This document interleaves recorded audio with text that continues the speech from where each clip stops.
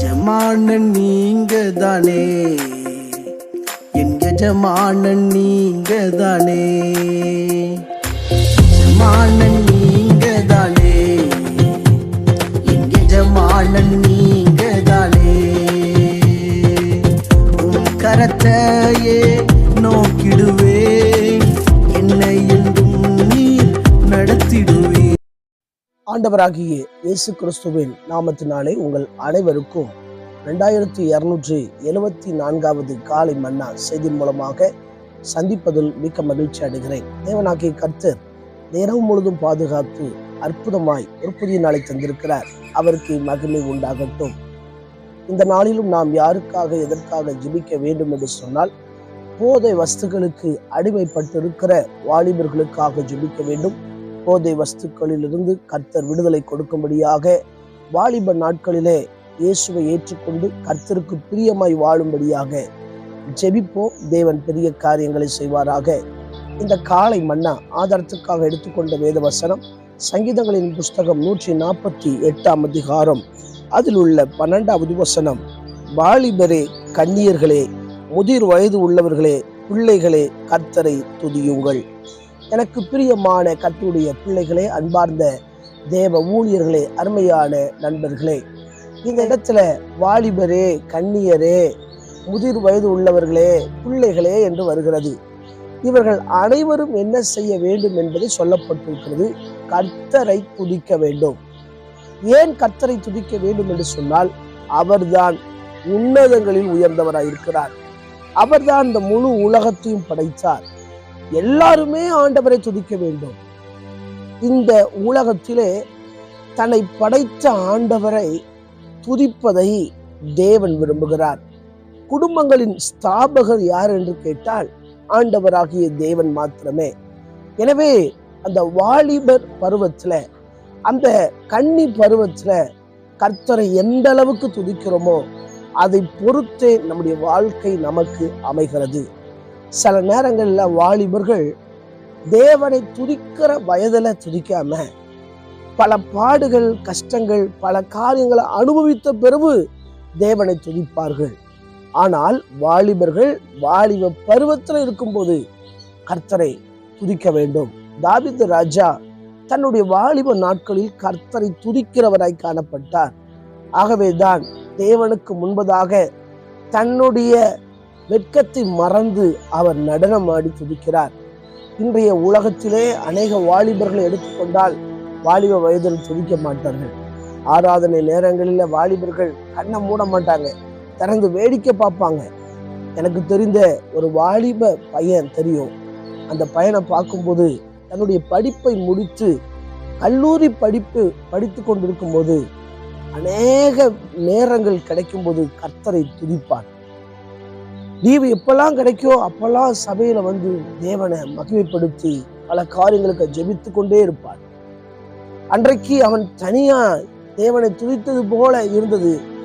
ஆனால் அந்த துதிப்பதனுடைய விளைவு இன்றைக்கு பல நிலைகளில் அந்த வாலிபனை உயர்த்தி வைத்திருக்கிறது. இதை பார்த்து கொண்டிருக்கிற அன்பான கர்த்தருடைய பிள்ளைகளை, ஒருவேளை பெற்றோர் பார்த்துக்கிட்டு இருக்கீங்கன்னா, உங்க பிள்ளைங்களை துதிப்பதற்கு பழக்குவீங்க. நீங்க உங்க பிள்ளைங்க மத்தியில கர்த்தரை நன்றாக துதிங்க. வேதம் சொல்லுகிறது, கர்த்தரை நான் எக்காலத்திலும் ஸ்தோத்தரிப்பேன், அவர் துதி எப்போது என் வாயில இருக்கும். வேதத்திலே எரேமியா எழுதின தீர்க்கதரிசனத்தின் புஸ்தகம் 31ஆம் அதிகாரம் 13ஆம் வசனத்திலே சொல்லப்பட்டிருக்கிறது. அப்பொழுது கன்னிகைகளும் வாலிபரும் முதியோரும் கூட ஆனந்த களிப்பாய் மகிழ்வார்கள்.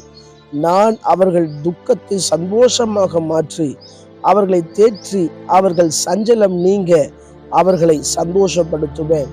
இங்கே சொல்லப்பட்டிருக்கிறது, கன்னியர்கள், வாலிபர்கள், முதியோர்கள், இவர்களுடைய துக்கத்தை கர்த்தர் மாற்றுவாராம். சஞ்சலம் நீங்க சந்தோஷப்படுத்துவாராம். வாலிப வயதுல பல சஞ்சலங்கள் உள்ள இருக்கலாம். இது நடக்கலையே, நான் விரும்புகிற கணக்க உயரலையே, என் வாழ்க்கையில பெரிய தடையாய் இருக்கிறது, எங்கும் எதிர்ப்பாய் இருக்கிறது என்று சொல்லி சோர்ந்து போயிருந்தால் கர்த்தரை துதித்து பாருங்கள். உங்க வாழ்க்கையில சஞ்சலம் நீங்க சந்தோஷப்படுத்துவார். உங்கள் துக்கத்தை சந்தோஷமாய் மாற்றுவார். எனவே வாலிப பிரயாயத்துல கர்த்தரை அதிகமாக துதிக்கும் பொழுது நம்முடைய வாழ்க்கையில பல தடைகளை உடைத்து பல பாவங்கள் செய்யாதபடி கர்த்தர் வேலியெடுத்து பாதுகாத்து நான் வாலிப பருவத்துல ஒரு நல்ல வாழ்க்கை வாழ கர்த்தர் கிருபை பாராட்டுவார். ஆராதனை நேரங்களில நல்ல கண்ணை மூடி கர்த்தரை சத்தமிட்டு கர்த்தரை துதியுங்க. அவர் துதிகள் மத்தியில வாசம் பண்ணுவார். நீங்க துதிக்கும் போது அதை விருப்பத்தோடு கேட்டு உங்கள் அருகிலே அவர் வந்து நிற்பதை நீங்கள் பார்க்க முடியும். எனவே எல்லா வயதினரும் கர்த்தரை துதிக்க வேண்டும். இதில் சொல்லப்பட்டிருக்கு முதியோர்களே என்று சொல்லப்பட்டிருக்கிறது. எனக்கு முதிர் வயதுல பலவீனம் ஆயிட்டு, எனக்கு துதிக்க முடியாது. அப்படி இருக்கக்கூடாது. அந்த பலவீன நேரத்திலும் கர்த்தரை துதிக்க வேண்டும் என்று சொல்லுகிறார். பிள்ளைகளையும் சொல்லுகிறார் துதிக்க வேண்டும் என்று சொல்லி. இதை கேட்டுக்கொண்டிருக்கிற அன்பான கர்த்தருடைய பிள்ளைகளே, நீங்களும் நானும் கர்த்தரை துதிப்போம். கர்த்தர் பெரிய காரியங்களை செய்வாராக. கண்களை மூடி ஜெபிக்கலாம். எங்களை நேசிக்கிற நல்ல தகப்பனே, இந்த வேலைக்காய் வருகிறோம். ஆண்டவரே, எங்களை எவ்வளவு அருமையாக உண்டாக்கி இந்த பூமியில வைத்திருக்கிறேன். அதை நினைத்து வாலிப நாட்களில ஆண்டவரே ஸ்தோத்திரப்பா. முதியோர் பருவத்துல அந்தந்த நிலைகள்ல இருக்கிற அனைவரும் கர்த்தரை உயர்த்த கிருபை பாராட்டுங்க. பிறந்த நாள் திருமண நாளை நினைவுகிற ஒவ்வொருவரையும் கர்த்தர் ஆசீர்வதிப்பீராக. அங்க வாழ்க்கையில மகத்தான பெரிய காரியங்களை செய்வீரான் ஜெபிக்கிறேன். குறிப்பாக நாளை நடைபெறுகின்ற ஆராதனைகளில எல்லா வாலிபர்களும் பங்கேற்று ஆண்டவரே ஆராதனையில தேவனை மிகவும் வல்லமையாய் துதிக்க கிருபை பாராட்டுங்க. இந்த நாள் முழுது கர்த்தருடைய கரம் ஆளுகை செய்யட்டும். இயேசுவின் மூலம் ஜெபம் கேளும் ஜீவனுள்ள நல்ல பிதாவே, ஆமென்.